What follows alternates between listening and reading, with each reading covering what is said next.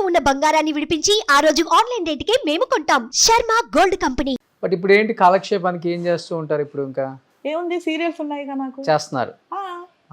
Serials ఎప్పుడూ ఉంటాయి, ఎప్పుడూ ఒక 2 ఉంటాయి. ఒకదానికి గుమ్మడికాయ కొడుతున్నానంటే నెక్స్ట్ సీరియల్ కొబ్బరికాయ రెడీగా ఉంటుంది.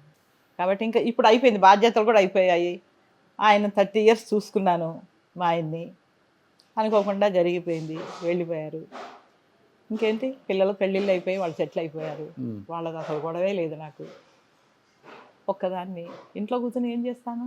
ఒక్కదాని పెద్ద కోటలోనే ఉంటున్నారుగా. ఏం లాభం కదా, ఊరికి కూర్చోలేము మనం. 24 గంటలు వర్క్ చేసే మనుషులం. ఖాళీగా ఇంట్లో కూర్చోవాలంటే పిచ్చెక్కిపోద్ది. అందుకని నేను సాధ్యమైనంత వరకు నా లైఫ్ని బిజీ పెట్టుకుంటా. లేకపోతే ఆయన జ్ఞాపకాలు బాగా వస్తుంటాయి కదా. ప్రేమించి పెళ్లి చేసుకున్నారు కాబట్టి. పైగా 30 years బెడ్ మీద ఉన్న మనిషిని ఎట్లా చూసుకొని ఉంటాను? కానీ 30 సంవత్సరాలు మీరు ఆయన్ని బాధ లేకుండా, భారం అనుకోకుండా, నాకెందుకు అవసరమా, ఎక్కడన్నా అనాథాశ్రమాల్లో వదిలేస్తే పోయిద్ది అనుకునే వాళ్ళు కూడా చాలామంది ఉన్నారు. చాలామంది ఉన్నారు. కానీ 30 సంవత్సరాలు హస్బెండ్ని బెడ్ మీద మీరు చిన్న పిల్లోళ్ళ చూసుకున్నారు. ఆయన ఎలా ఫీల్ అయ్యేవాళ్ళు అసలుకి తలుచుకొని? ఏడ్చేవాళ్ళ? ఆయన లోపల బాధపడేవారు పాపం, నాకు చెప్పలేక. నన్నేం అనలేరు కదా పాపం. ఆయన అలా పెట్టి ఇంట్లో మనుషుల్ని పెట్టి షూటింగ్లోకి వెళ్ళిపోయేదాన్ని నేను. షూటింగ్ వెళ్ళినా కూడా వాళ్ళకి ఒకటే కండిషన్ ఏంటంటే, నాకు సాయంత్రం అయితే 7 గంటలకు వదిలేయాలి, నేను వెళ్ళి మా ఆయనకు భోజనం పెట్టాలి, మందులు వేయాలి, కాబట్టి మీరు అలా అయితేనే సీరియల్ ఒప్పుకుంటా, లేకపోతే ఒప్పుకోనండి అని చెప్పేసేదాన్ని. కానీ ప్రేమించి పెళ్లి చేసుకున్నారు, అందరిని ఒప్పించారు, వాళ్ళ ఇంట్లో వాళ్ళు ఒప్పుకోకపోయినా కానీ పెళ్లి చేసుకున్నారు, ఇంత దూరం వచ్చారు, మంచి లైఫ్ లీడ్ చేద్దాం అనుకున్నారు. కానీ 30 సంవత్సరాల జీవితం, సొగ జీవితం మొత్తం ఆయన జీవితం మంచానికి పరిమితం అయిపోయింది. ఆయన చనిపోయిన రోజు మీ ఫీలింగ్ ఏంటి రత్న గారు? చనిపోయిన రోజు నా చేతుల్లోనే పోయారు ఆయన. నా చేతుల్లోనే అదే రూమ్లో ఉన్నారు. అంతకుముందు 4 రోజులు నేను షూటింగ్లోనే ఉన్నాను, బిజీగా ఉన్నాను. పొద్దున్న సాయంత్రం వరకు, రాత్రి రావడం, ఆయనకు అన్నీ చూసుకోవడం, మళ్ళీ అన్ని రేపు పొద్దున్నకి ఏమేం కావాలి, వంట అన్నీ నేనే చేస్తాను. వంట వేరే వాళ్ళు చేస్తే తినేవారు కాదు ఆయన.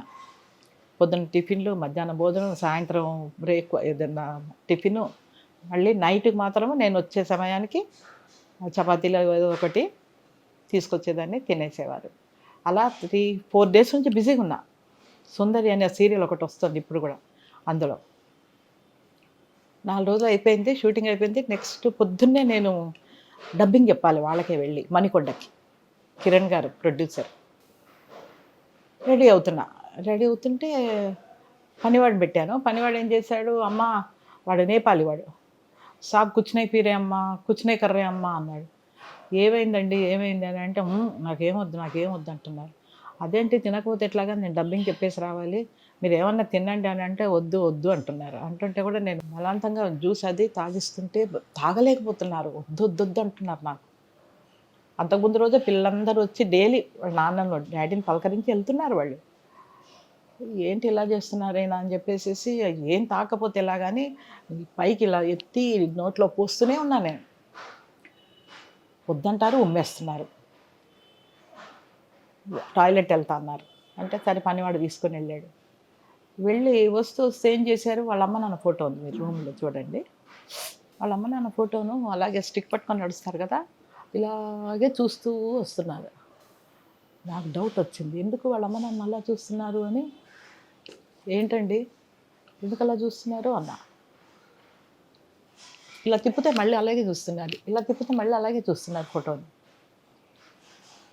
ఏమైందబ్బా, ఎందుకు ఎప్పుడు చూడరులాగా ఇలా చూస్తున్నారేంటి అని ఒక భయం వచ్చేసింది నాకు.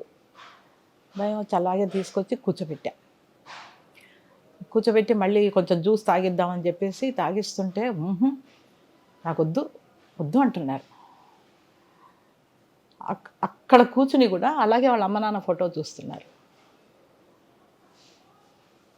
ఏదో జరగబోతుంది అని నా 6th sense పనిచేసింది రోషన్ గారు. గబగబా వచ్చాను, తులసి చెట్టు దగ్గరికి వెళ్ళాను, తులసాకులు కోసి కడిగేసేసి దాని రసం తీసి దగ్గరకు వచ్చి నోరు తెరిచి పోస్తే మింగేసి నోరు చూశాను, ఉమ్మేస్తున్నారా ఏం చేస్తున్నారని చూస్తే నాలుక మీదంత ఆకులు అవి ఉన్నాయి, రసం అది కూడా ఉంది. అలా తాగేసేసి ఒకసారి నన్ను ఇలా చూశారండి, అంతే. మనిషి ఏమండి ఏమండి ఏమండి ఏమండి ఏమైంది ఏమైంది అని కొడుతూనే ఉన్నాను నేను. అసలు మనిషి ఇలా ఇలా ఇలా పడిపోతున్నాడు మనిషి. ఏమైంది అంటే పనివాడు నేను ఇద్దరం పట్టుకొని కుదిపాము, పడుకోబెట్టాము, చెస్ట్ మీద గుద్దా బాగా. అసలు మనిషి ఊలేదు ఆలేదు. అప్పుడు నేను ఇంక పిల్లలకు ఫోన్ చేశా, డాడీ కళ్ళు తెరవట్లేదు, ఏం లేదు నాన్న, మీరందరూ రండి అనగానే వీళ్ళందరూ మా పెద్దమ్మ ఇంట్లో ఉన్నారు. మా బావగారు అబ్బాయి అమెరికాలో ఉంటాడు, వాడు అప్పుడే వచ్చాడు, 1 వీక్ అయ్యింది. అందరూ పరిగెత్తుకొని వచ్చేసారు. అప్పటికే మా పెద్దల్లుడు ఏం చేశాడు, వాళ్ళ అమ్మ నాన్న వాళ్ళ పెద్దన్నయ్య ఉంటాడు పక్కన. అన్నయ్య తొందరగా వెళ్ళు, డాడీ ఏదో కింద మీద అవుతున్నట్ట, మమ్మీ ఏడుస్తుంది అనగానే డాక్టర్ని తీసుకుని వచ్చారు. తీసుకుని వచ్చి చూశారు, ఈసీజీ పెట్టారు. పెడితే నో మోర్ అని వచ్చింది.